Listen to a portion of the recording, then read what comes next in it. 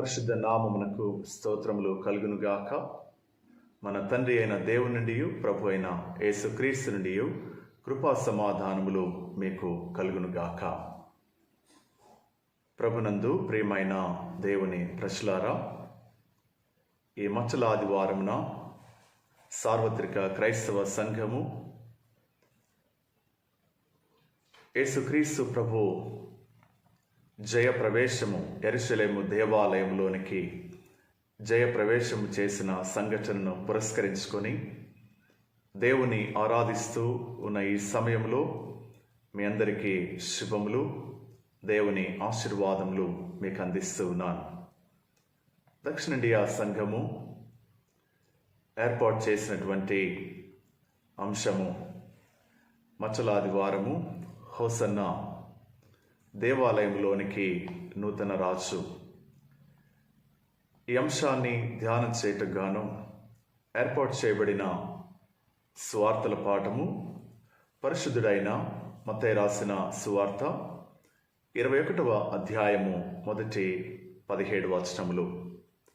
ఈ వాక్య భాగము అనుసరించి యేసుక్రీస్తు ప్రభు జయప్రవేశము యెరూషలేము దేవాలయంలోనికి, ఆ మహా పట్టణంలోనికి జయప్రవేశం చేసిన సంఘటన నుండి కొన్ని ఆధ్యాత్మిక సత్యములు నేర్చుకోవడానికి దేవుడి సమయాన్ని మనకు అనుగ్రహించున్నాడు. తలలు వంచి ప్రార్థించుదము. ప్రేమ కలిగిన ప్రభువా, సమస్త మానవాళిని రక్షించుటకై సమాధాన రాసుగా పరలోకము నుండి భూమి మీదకి వచ్చిన మా ప్రభువా, అలనాడు యెరూషలేము మహాదేవాలయంలోనికి జయప్రవేశము చేసిన ఆ గొప్ప సంఘటనను పురస్కరించుకొని సార్వత్రిక క్రైస్తవ సంఘముగా ఈ దినమున ప్రభువా కొన్ని ఆధ్యాత్మిక సత్యములను నేర్చుకోవడానికి నీ పాద సన్నిధికి వస్తుండగా దీవించుమని యేసు నామమున అడిగి వేడుకొంచున్నాం తండ్రి, ఆమేన్. ప్రభునందు ప్రియమైన దేవుని ప్రజలారా, పరిశుద్ధుడైన మత్తయి రాసిన సువార్త 21వ అధ్యాయము మొదటి వచనం నుండి 17వ వచనం వరకు రాయబడిన ఈ వాక్య భాగమును గమనించినప్పుడు మొదటి 11 వచనాలు యేసుక్రీస్తు ప్రభువు ఆయన యెరూషలేము పట్టణంలోనికి జయప్రవేశముతో వస్తూ ఊరేగించబడుతూ ప్రజల చేత ఆయన కొనియాడబడుచు హోసన్న ప్రభు పేరిట వచ్చినవాడు స్తుతింపబడునుగా కానీ ప్రజలు కేకలు వేస్తూ ఆయనను ఆహ్వానిస్తున్నటువంటి సందర్భము యెరూషలేము దేవాలయంలోనికి ఆయన ఆగమనము మనం చూస్తూ ఉన్నాం. అద్భుతమైనటువంటి సంఘటన జరుగుతూ ఉన్నది. ఈ సంఘటనలో యేసు ప్రభువు గాడిద పిల్లను ఎక్కి ఆయన ఊరేగించబడుతున్న విధానము, ప్రజలు హోసన్న మమ్మల్ని రక్షించేవాడు ఇతడే అని ప్రభుని స్తుతిస్తున్న విధానము, ప్రభువుని కొనియాడుచున్న విధానం గమనిస్తూ ఉన్నాం. మొదటి 11 వచనాలలో ఆయన ఊరేగించబడిన విధానము, ప్రజలు ఆయన కొరకు ఎదురు చూస్తున్నటువంటి విధానము, ఆయన సమాధానాధిపతిగా యెరూషలేము దేవాలయంలోనికి రావడము గమనిస్తున్నాం. 12, 13 వచనాల్లో దేవాలయాన్ని శుద్ధీకరించడం, దేవాలయమును శుద్ధీకరించడం మనం చూస్తున్నాం. 14వ వచనంలో దేవాలయములో శారీరక, మానసిక, ఆధ్యాత్మిక అవసరతల కొరకు వేచినటువంటి గుడ్డివారిని, కుంటివారిని వారందరూ ఆయన దగ్గరికి వచ్చినప్పుడు వారిని స్వస్థపరచడం చూస్తూ ఉన్నాం. 15, 17 వచనాల్లో అక్కడ జరుగుతున్నటువంటి ఆ సంఘటన అంతా కూడా అక్కడున్నటువంటి ప్రజలు దావీదు కుమారునికి జయము అని కేకలు వేస్తున్నారు. ఆ కేకలు వేసే గుంపులో చిన్నపిల్లలు ఉండడం, వారి మీద కొంతమంది కోపపడడం మనం చూస్తున్నాం. ఈ వచనాల్లో స్తుతింపదగిన దేవుణ్ణి, ప్రభువుని కొనియాడడం, వారి జీవితాలలో జరిగిన అద్భుతాలను బట్టి స్వస్థపరచబడినటువంటి సమూహము, ఆ చుట్టూ ఉన్నటువంటి ప్రజలు ప్రభువుని స్తుతించి మహిమపరచడం మనం చూస్తూ ఉన్నాం. ఈ 17 వచనాలని 4 భాగాలుగా మనం చూస్తున్నాం. మొదటి 11 వచనాలు యెరూషలేము జయ ప్రవేశము, 12, 13 వచనాలు దేవాలయ శుద్ధీకరణ, 14వ వచనము శారీరక, మానసిక, ఆధ్యాత్మిక అవసరతలో ఉన్నవారిని స్వస్థపరచడము. అంటే దేవాలయమునకు ప్రజలు వచ్చేది దేవుని నుండి సహాయం కొరకు, దేవుడు అనుగ్రహించే శ్రేష్టమైన దీవెనల కొరకు, దేవుని నుండి అనుగ్రహించబడే శారీరక, మానసిక, ఆధ్యాత్మిక సంబంధమైన స్వస్థత నిమిత్తమై ప్రజలు దేవాలయమునకు వస్తున్నారని, దేవాలయములో ఇలాంటి అనుభూతిని పొందుకోవాలని ఈ వచనం జ్ఞాపకం చేసింది. 15, 17 వచనాలు ప్రభు స్తుతింపబడడం, ప్రభు చేత మేలు పొందిన వారు, ప్రభు యొక్క సన్నిధిని అనుభవించిన వారు, శారీరక బాధల నుండి, మానసిక సంబంధమైన వేదన నుండి, ఆధ్యాత్మిక దాహము కొరకు అది తీర్చబడినటువంటి ప్రజలు ప్రభువుని స్తుతించడము ఈ భాగాల్లో మనం గమనిస్తున్నాం. యెరూషలేము జయ ప్రవేశము యేసు ప్రభు యొక్క చివరి దశను మనం చూస్తూ ఉన్నాం. ఆయన జీవితము చివరి దశలో ఆయన ప్రవేశిస్తున్నాడు. ఇది పస్కా పండుగ సమయం కనుక యెరూషలేము దేవాలయము, యెరూషలేము పట్టణము, పరిసర ప్రాంతాలు ప్రజలతో నిండి ఉంది. జన సమూహముతో అది క్రికిరిసిపోయింది. ప్రజలు పస్కా పండుగను ఆచరించడానికి నలుమూలల నుండి ప్రజలు తండోపతండాలుగా యెరూషలేముకు చేరుకుంటున్నారు. ఇలాంటి సందర్భంలో ఈ పండుగను ఆచరించడానికి ప్రభువు కూడా ఆయన యెరూషలేముకి వస్తూ ఉన్నాడు. ఈ యెరూషలేమునకు వచ్చే క్రమంలో ఆయన గాడిదను ఎక్కి యెరూషలేమునకు వస్తూ ఉన్నాడు. ఈ సందర్భంలో జకరియా ప్రవక్త ప్రవచించిన ఒక ప్రవచనం, జకరియా గ్రంథము 9వ అధ్యాయము 9వ వచనంలో యేసుక్రీస్తు ప్రభుని గూర్చి చెప్పబడిన ప్రవచనం గమనించినప్పుడు, జకరియా గ్రంథము 9వ అధ్యాయము 9వ వచనం, సియోను నివాసులారా బహుగా సంతోషించుడి, యెరూషలేము నివాసులారా ఉల్లాసముగా ఉండుడి. నీ రాజు నీతిపరుడును రక్షణ గలవాడును దీనుడునై గాడిద పిల్లను ఎక్కి నీ యొద్దకు వచ్చుచున్నాడు. గాడిద పిల్లను ఎక్కి నీ యొద్దకు వచ్చుచున్నాడు. యేసుక్రీస్తు ప్రభుని గూర్చి చెప్పబడిన ప్రవచనం నెరవేర్చబడము చూస్తూ ఉన్నాం. ఈ దర్శనములో ప్రవక్త రాజును చూసిన విధానం కనబడుతుంది. సమాధాన రాజు, నీతిపరుడైన వాడు, రక్షణను అనుగ్రహించే రాజు ఎలాగొస్తున్నాడంటే గాడిద పిల్లనెక్కి వస్తున్నాడని.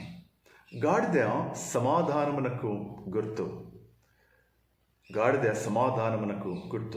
అందుకే యేసుక్రీస్తు ప్రభువు ఆయన గాడిదను ఎక్కి యెరూషలేమునకు వస్తూ ఉన్నాడు. మెస్సియాగా తన గురించి చెప్పబడిన ప్రవచనము నెరవేర్పుగా ఈ సంఘటనలో మనం చూస్తూ ఉన్నాం. ప్రియమైన దేవుని ప్రజలారా, ఈ జయ ప్రవేశములో యేసుక్రీస్తు ప్రభు యెరూషలేము జయ ప్రవేశములో మనము 4 విషయాలు ఆయనలో నుండి మనం గమనిస్తాం. మొదటిది ఏంటంటే, యేసుక్రీస్తు ప్రభువు గాడిదనెక్కి ప్రజలు ఆయన ఆహ్వానిస్తుండగా జరుగుతున్నటువంటి ఆ మహా గొప్ప సంఘటన మనకు 4 విషయాలు తెలియజేస్తుంది. మొదటిది, యేసుక్రీస్తు ప్రభు యొక్క ధైర్యమును మనకు తెలియజేసింది. కారణం ఏంటంటే, ఒకవైపు సామాన్య ప్రజలు హోసన్న రక్షించుము, దావీదు కుమారునికి జయము, ప్రభు పేరట వచ్చిన వాడు స్తుతింపబడును గాక అని ప్రజలు సంతోషముతో ఆనందముతో తమ బట్టలు పరిచి ప్రభువుని ఆరాధిస్తూ ఊరేగిస్తూ ఉన్నారు. సంతోషంగా వారి జీవితాల్లోనికి ఆయన ఆహ్వానిస్తున్నారు. మరొక వైపు మత పెద్దలు, అధికారులు, ప్రధాన యాజకులు, నాయకులు అనబడువారు యేసుని పట్టుకొని చంపాలనే ప్రయత్నంలో వారున్నారు. అనగా యెరూషలేము జయ ప్రవేశము వెనుక శ్రమలు, మరణము దాగి ఉన్నాయి. ఇవన్నీ ఎరిగి ఆయన ధైర్యముతో జయప్రవేశము చేస్తూ ఉన్నాడు. యేసుక్రీస్తు ప్రభు శిలువ శ్రమలను భరించడానికి, వాటిని అనుభవించడానికి, ఆ శిలువ శ్రమల గుండా, ఆ వేదనల గుండా ఆయన ప్రయాణం చేయడానికి సిద్ధపడి వచ్చిన వాడుగా మనం చూస్తూ ఉన్నాం. రెండవది, ఈ జయ ప్రవేశము ఆయన హక్కును సూచిస్తుంది. యేసు ప్రభు మెస్సియాగా తనను తాను ప్రత్యక్షపరచుకుంటున్నాడు. నేనే రక్షకుడును. ప్రజలు ఎదురు చూసినటువంటి హోసన్నా అని ప్రజలు ఆయన్ని ఎలుగెత్తి స్తుతిస్తూ ఉన్నప్పుడు, మమ్మల్ని రక్షించమని కేకలు వేస్తూ హృదయాంతరంగంలో నుండి ప్రజలు ఎదురు చూస్తున్నటువంటి ఆ ఆక్రందనలో వారు వెలిపించే ఆ కేకలో, నేను మిమ్మల్ని రక్షించువాడను నేనే అని ప్రభు తెలియజేస్తున్నాడు. అది తన హక్కుగా, నేనే మిమ్మల్ని రక్షించువాడను అని ఆ జయ ప్రవేశము మనకు నేర్పిస్తుంది. మూడవది, యేసుక్రీస్తు ప్రభు యొక్క దీనత్వాన్ని చూపెడుతుంది ఈ జయ ప్రవేశము. ఆయన సమాధాన రాసుగా, ఆయన గాడిద పిల్లని ఎక్కి వస్తున్నాడు. గాడిద సమాధానమునకు గుర్తు, గుర్రము యుద్ధానికి గుర్తు. యేసుక్రీస్తు ప్రభు సమాధానం ఇవ్వడానికి వచ్చాడు భూమి మీద. ఆయన సమాధానమును నెలకొల్పడానికి వచ్చాడు. యెషయా గ్రంథము 9వ అధ్యాయము 6వ వచనములో ఆయన గురించి చెప్పబడినటువంటి ప్రవచనము, సమాధాన అధిపతి అని అతనికి పేరు పెట్టబడును. అది తన జీవితంలో సార్థకము అవుతుంది. ఈ జయ ప్రవేశములో ఆయన సమాధానాధిపతిగా ప్రజలలోనికి వస్తున్నాడు. రెండవది, యేసుక్రీస్తు ప్రభు జన్మ వృత్తాంతములో గొర్రెల కాపరులకు దేవుని దూత కనబడి, లూకా సువార్త 2వ అధ్యాయము 14వ వచనంలో చెప్పబడినట్టుగా, సర్వోన్నతమైన స్థలములలో దేవునికి మహిమయు, ఆయనకిష్టులైన మనుషులకు భూమి మీద సమాధానము కలుగును గాక అని దేవుని స్తోత్రము చేయుచుండెను.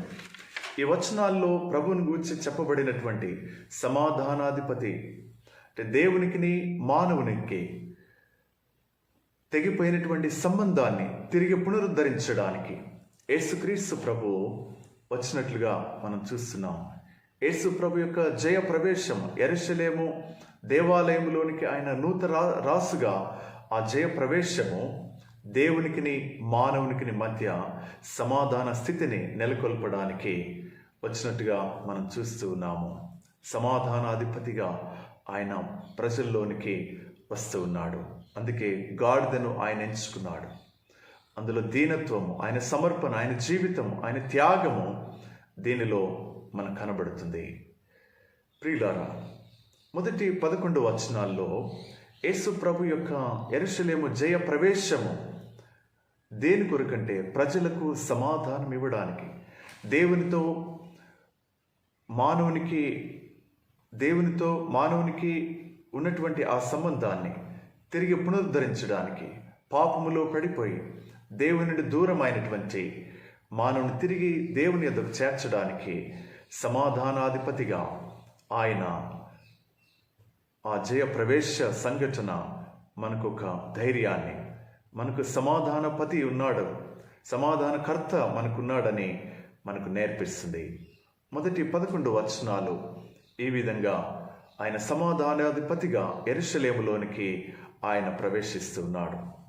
12, 13 వచనములు మనం గమనించినప్పుడు యేసు దేవాలయంలో ప్రవేశించి క్రయ విక్రయములు చేయి వారందరినీ వెళ్ళగొట్టి రూకలు మార్చువారి బల్లలను గువ్వలము వారి పీఠములను పడద్రోసి నా మందిరము ప్రార్థన మందిరము అని వ్రాయబడి ఉన్నది, అయితే మీరు దానిని దొంగల గుహగా చేసేవారు అనెను.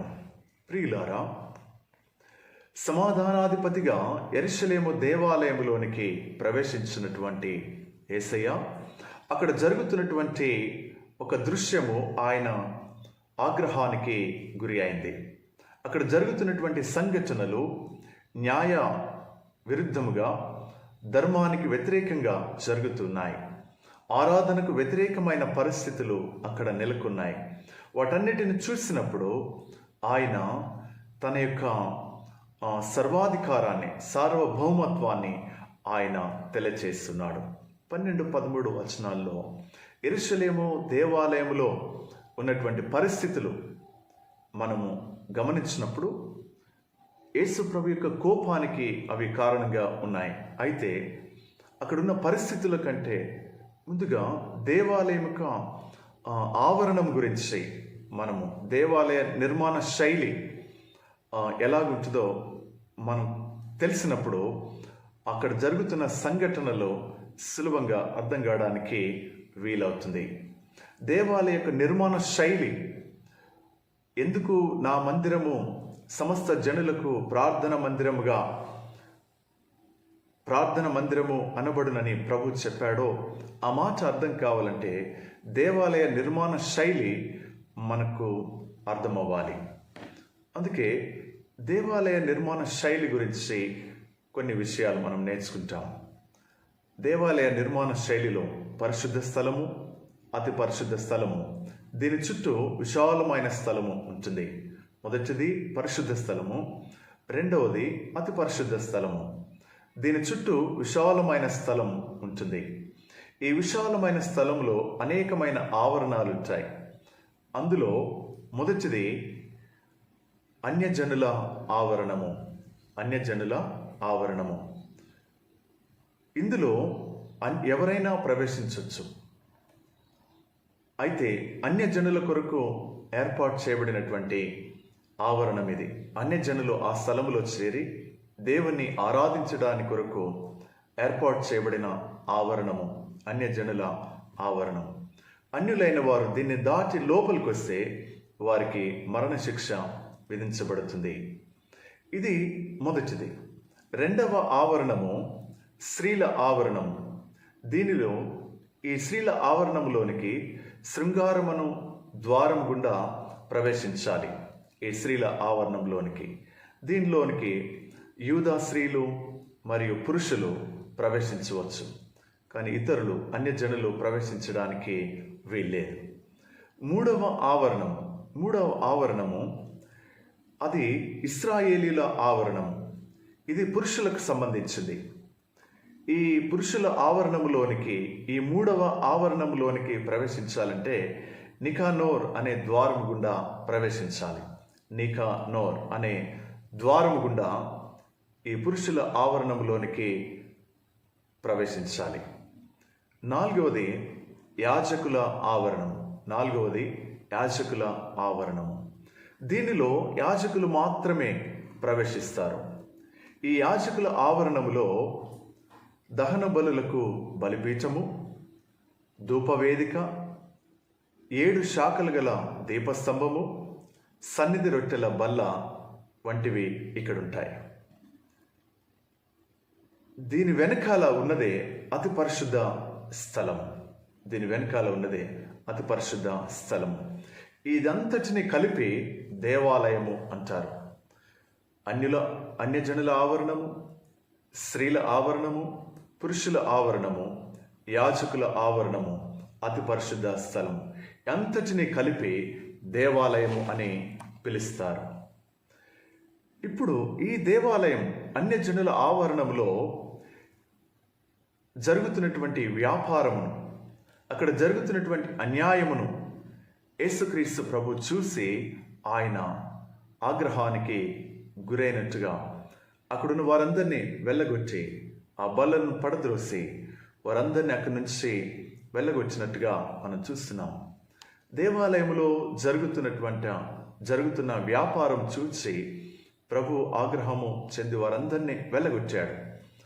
అక్కడ ఏం జరుగుతుంది అంటే మతము పేరట వ్యాపారం జరుగుతుంది, ధర్మం పేరట అధర్మం జరుగుతుంది, న్యాయము పేరట అన్యాయము విచ్చలవిడిగా జరుగుతున్నది.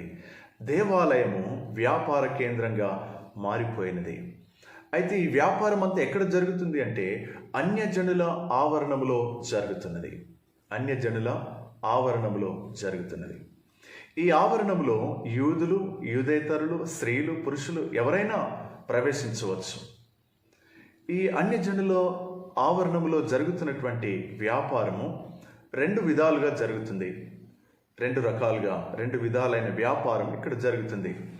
మొదటిది రూకలు మార్చుట. యూదా జాతిలో ఉన్నటువంటి ఒక కట్టడ ఏంటంటే ప్రతి యూదుడు ప్రతి సంవత్సరం దేవాలయమునకు పన్ను చెల్లించాలి. ఆ పన్ను కూడా అర్ధ షెకెల్ షెకెలు అనే రూపములో ఈ పన్నును వారు చెల్లించాలి. కాబట్టి ఆయా ప్రాంతాల నుండి వచ్చినటువంటి ప్రజలు తమ దగ్గర ఉన్నటువంటి ద్రవ్యాన్ని షెకెల్లోనికి మార్చుకుంటారు. ఈ షెకెల్లోనికి మార్చుకునే క్రమములో అన్యాయం, అక్రమము జరుగుతున్నది. ఇది వ్యాపార కేంద్రంగా మారిపోయింది. పేద ప్రజలకు భారముగా మారిపోయినది. అక్కడ ఉన్నటువంటి అధికారులు చెప్పిందే అక్కడ నడుస్తుంది. న్యాయమునకు స్థానం లేదు. అక్కడ ప్రజలు ఆరాధించడానికి వీలుగా ఏర్పాటు చేయబడినటువంటి ఈ వ్యాపారము ప్రజలకు భారంగా మారిపోయింది. దేవుణ్ణి ఆరాధించడానికి బదులు అక్కడ ఆర్థిక దోపిడీ జరుగుతూ ఉన్నది. ఇది మొదటి వ్యాపారం. రెండవ వ్యాపారము గువ్వలమ్ముట. ఇది దారుణమైన వ్యాపారంగా మారిపోయింది, బహుభారమైనదిగా మారిపోయింది. ధర్మశాస్త్రము విధించినటువంటి ఒక కట్టడ ఏంటంటే కనీసము దేవాలయంలో 2 గువ్వల జతలైనను, ఒక గువ్వల జత అయినను దేవుని సన్నిధిలో అర్పించాలి. అది మనము ధర్మశాస్త్రములో గమనిస్తాం.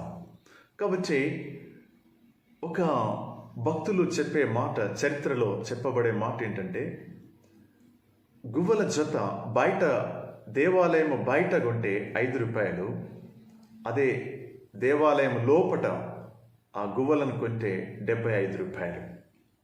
అంటే ఎంతో వ్యత్యాసము. ఇది పేద ప్రజల కొరకు దేవుని సన్నిధిలో సమృద్ధిగా కానుకలు అర్పించలేని వారి కొరకు నియమింపబడిన ఒక కట్టడ ధర్మశాస్త్రములో గువ్వల జతనైనను అర్పించడం. అది ఈ వ్యాపారము ప్రజలకు బహుభారమైనదిగా మారిపోయింది. ఆ వ్యాపారం దారుణంగా ప్రజలను దోపిడీకి గురి చేసింది. దేవాలయం నందు ప్రజలను మోసం చేసే, పేద ప్రజలను మోసం చేసే వ్యాపారం అక్కడ జరుగుతున్నది. ఈ వ్యాపారం అంతా కూడా ఎవరి ఆధీనంలో జరుగుతుందంటే ప్రధాన యాజకుడైన అన్న ఆధీనంలో ఈ వ్యాపారము, ఆయన ఏర్పాటు చేసిన కొట్లలో ఈ వ్యాపారము జరుగుతున్నది. ప్రధాన యాజకుడైన అన్న కనుసన్నల్లో ఈ వ్యాపారం జరగడం మనం చూస్తున్నాం. మరియు ఇది అన్యజనుల ఆవరణములో జరుగుతున్నది. అందుకే యేసుక్రీస్తు ప్రభు ఆయన యెరూషలేమునకు ప్రవేశించిన తర్వాత అన్యజనుల ఆవరణములో జరుగుతున్నటువంటి ఆ పరిస్థితులను, ఆ అన్యాయం, అక్రమంతో కూడిన ఆ వ్యాపారం అంతటిని ఆయన చూసి ఆయన కోపోద్రిక్తుడై ఆ బల్లలను క్రయ విక్రయములు చే వారందరినీ వెళ్ళగొచ్చి వారందరు రూకలు మార్చువారి ఆ బల్లలను, గువ్వలమ్ము వారి పీటలు పడదోసి అక్కడ చెప్పిన మాట, నా మందిరము సమస్త జనులకు ప్రార్థన మందిరము అనబడును.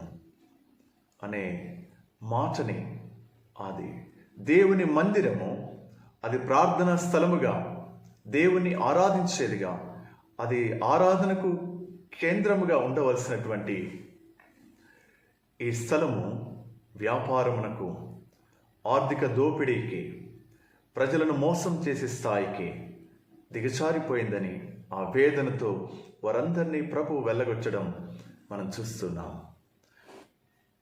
ఆరాధన కంటే వ్యాపారం ముఖ్యమైనది. ఆర్థిక దోపిడీ అక్కడ జరుగుతున్నది. ధనమునకు ఇచ్చిన ప్రాధాన్యత దేవునికి ఇచ్చినట్టుగా కనపడదు.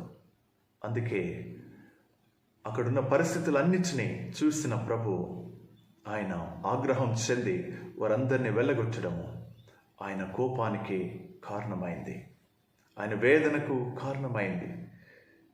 ప్రియులారా, ఈ పరిస్థితిను మనం గమనించినప్పుడు యెరూషలేము దేవాలయములో జరిగినటువంటి సంఘటనలు నేటి క్రైస్తవ సంఘం యొక్క ఆధునిక పోకడలను మనం గమనిస్తున్నప్పుడు ఆనాడు జరిగినటువంటి సంఘటనలకు ఈనాడు జరుగుతున్నటువంటి క్రైస్తవ సువార్త ప్రకటన, ఈ సువార్త ప్రకటనలో క్రైస్తవ సంఘము అనుసరించే పద్ధతులు ఎలాగున్నాయి? మన సంఘాలలో మనము చూస్తున్నటువంటి పరిస్థితులు అవి ఏ పరిస్థితిలో కొనసాగుతున్నాయి? ఏ విధంగా ఆనాటి సమాజంలో యెరూషలేము దేవాలయంలో అన్యుల ఆవరణములో జరిగినటువంటి పరిస్థితులు ఎలాంటివో నేటి ఆధునిక సంఘములో, మన చుట్టూ ఉన్నటువంటి సమాజంలో, సంఘాలలో, క్రైస్తవ సంఘాలలో దేనికి ప్రాధాన్యత ఇవ్వబడుతుంది అని మనం గమనించవలసిన వారమైంటున్నాం. ఆనాటి యెరూషలేము దేవాలయములో ఆ జయ ప్రవేశమున ప్రజలు స్తుతించి ఆరాధించి ఆహ్వానించినటువంటి ఆహ్వానించబడిన యేసు స్వామి అక్కడ పరిస్థితిని పూర్తిగా మార్చేస్తున్నాడు. ఆయన యెరూషలేము జయ ప్రవేశము దేవాలయ శుద్ధీకరణకు కారణమైంది. ప్రజల యొక్క స్థితిని, వారి యొక్క దృష్టిని ఆయన మార్చివేస్తున్నాడు. ఆరాధన కేంద్రంగా ఆ పరిస్థితులను ఆయన తీసుకుని వస్తున్నాడు. ఆర్థిక దోపిడీకి ఆయన అడ్డుకట్ట వేసి ప్రజలు స్వచ్ఛందంగా తమను తాము సమర్పణ చేసుకునే దిశగా ఆయన ఆ పరిస్థితులను తీసుకొని వచ్చాడు. యేసు యొక్క ప్రవేశము ఆరాధనకు కేంద్రముగా ఉండడం మనం చూస్తున్నాం. అతి దేవాలయములో ఆ అన్యజనుల ఆవరణములో జరిగిన ఆ యెరూషలేము జయ ప్రవేశములో క్రీస్తు ప్రవేశించినప్పుడు జరిగిన సంఘటన నేటి ఆధ్యాత్మిక జీవితానికి ఒక ఆలోచనని మనకిస్తుంది. మన ఆరాధనలు ఎలాగున్నాయి? దేవుడు తన స్వరక్తమిచ్చి కొనబడిన సంఘము యొక్క పరిస్థితులు, అనుసరించే పద్ధతులు ఎలాగున్నాయి? మనము నేర్చుకునవలసిన వారమైంటున్నాం. మన జీవన విధానములో క్రీస్తు ప్రవేశిస్తే ఎలా స్పందిస్తాడు? అలనాడు యెరూషలేము దేవాలయములో ఆయన ప్రవేశించినప్పుడు ఆయన అక్కడ జరుగుతున్న అంతటిని చూసి ఆయన ఆగ్రహం చెందాడు. నేడు మన దేవాలయాల్లోనికి, క్రీస్తు స్వరక్తమిచ్చి కొనబడిన సంఘములోనికి ప్రవేశిస్తే, ఆ సంఘములోనికి యేసయ్య ప్రవేశిస్తే ఎలా స్పందిస్తాడు? మొదటిది, మానవ దేహము దేవాలయం అయితే హృదయము అతి పరిశుద్ధమైనది. ఇటు పరిశుద్ధ స్థలములోనికి, దేవునికి, ఆరాధనకు ఎలాంటి స్థానం ఉన్నదని మనము పరిశీలన చేసుకునవలసిన వారమైంచినాం. ప్రియులారా, 15-17 వచనాలు, మత్తయి సువార్త 21వ అధ్యాయము 15-17 వచనాలు. అక్కడ ప్రజలు, ప్రధాన యాజకులు, శాస్త్రులు ఆయన చేసిన వింతలు, అక్కడున్న ప్రజలు దావీదు కుమారునికి జయం అని దేవాలయంలో కేకలు వేయించిన ఇదంతటిని చూసి వారు కోపంతో మండిపడి ప్రభుని అడుగుతున్నారు. ఇదంతా మీరు ప్రభుని అడుగుతున్నారు, వీరు చెప్పుచున్నది నీ వినుచున్నావా అని ఆయన అడిగిరి. అందుకు యేసు, వినుచున్నాను, బాలురైక్యు చంటి పిల్లల ఎక్కయు నోట స్తోత్రము సిద్ధింప చేసితివి అను మాట మీరెన్నడూ చదవలేదా అని వారితో చెప్పి వారిని విడిచి పట్నం నుండి బయలుదేరి బేతనీయకు వెళ్ళి అక్కడ బస చేశాను.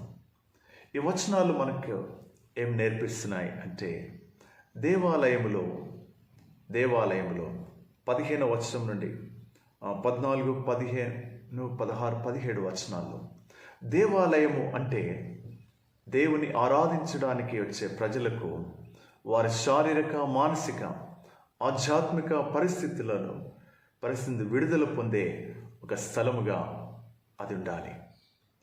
దేవుని ఆలయము ప్రజల యొక్క స్థితిగతులను మార్చేది, ప్రజల యొక్క ఆలోచనలు మార్చేది, ప్రజల యొక్క జీవన విధానాన్ని మార్చేది అని మనం చూస్తున్నాం.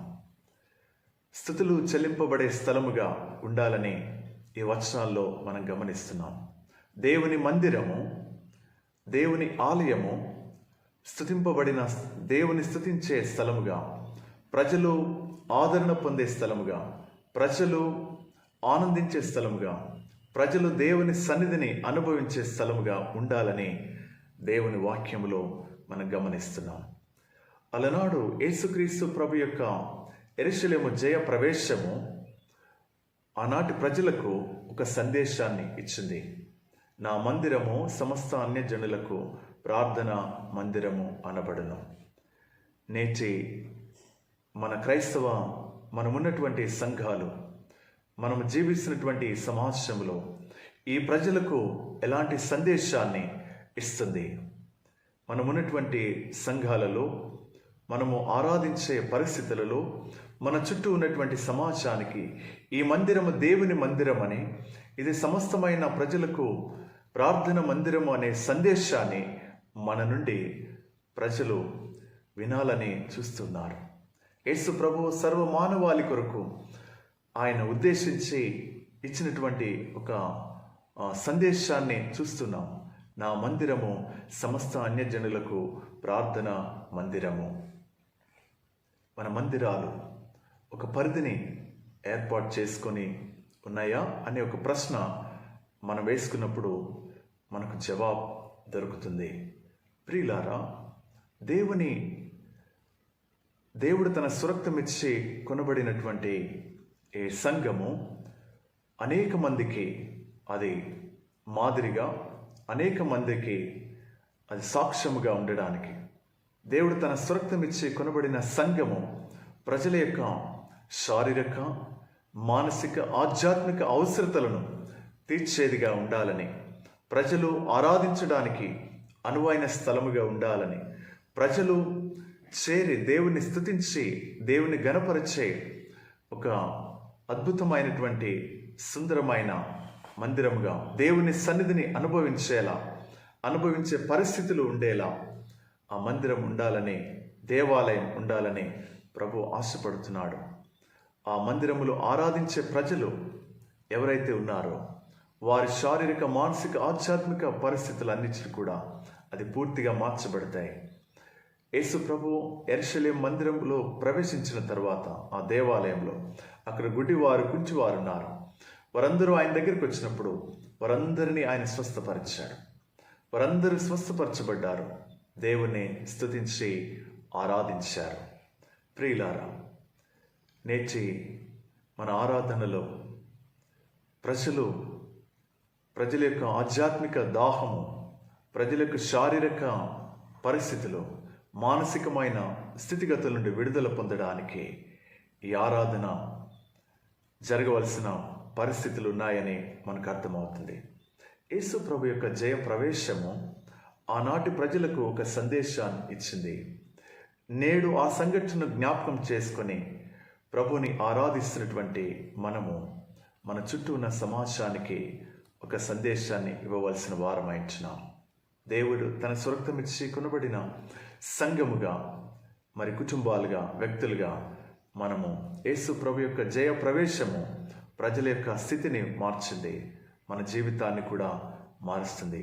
ఈ సంఘటన మనం జ్ఞాపకం చేసుకుంటున్నప్పుడు యేసు ప్రభుని మనం ఆహ్వానిస్తే, ప్రజలు ఆనాడు ఆహ్వానించారు. సామాన్య ప్రజలు ప్రభువుని సంతోషంగా యెరూషలేము దేవాలయంలోనికి ఊరేగింపుగా తీసుకుని వచ్చారు.